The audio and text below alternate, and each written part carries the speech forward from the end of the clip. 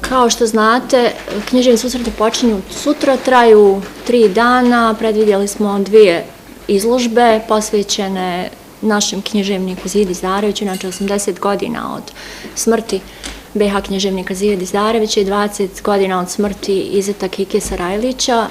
Izložbe rade u Muzeju književnosti i pozorišne umjetnosti iz Sarajeva.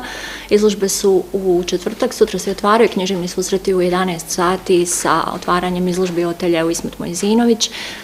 Zatim predstavljanje romana koji su ušli u uži izbor za nagradu Meša Selimović. Tu su 2 romana koje su selektori Hadžem Hajdarević, selektor za Bosnu i Hercegovinu, selektorica za Hrvatsku Đurđica Štilić, selektorica za Srbiju Mirjana Đurđević, selektor Aleksandar Radovan za Crnu Goru.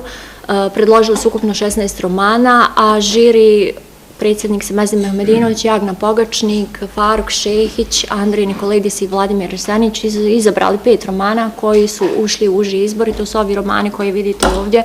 2 romana iz Hrvatske, roman Staše Aras, Horor Vakuji, Damira Karakaša Okretište, 1 roman iz Bosne i Hercegovine, Damira Uzunovića Ja sam, roman iz crnogorskog autora Ilije Đurovića Sampas i srbijanskog autora Davida Al-Baharija Pogovor. Romane će na književnim susretima predstaviti naš tuzlak Emir Imamović Pirke i doći 3 autora, Staša Aras, Ilija Đurović i Damir Uzunović. 2 autora iz opravdanih razloga neće biti tu, ali će biti predstavljanje njihovih romana. Također, sutra je u 20 sati promocija knjige Čeković i Dilan Doga u Srebrenici našeg novinara Dragana Bursaća. Promotor na toj promociji će biti književnik i član žirija Andrej Nikolaidis. Također u subotu su planirane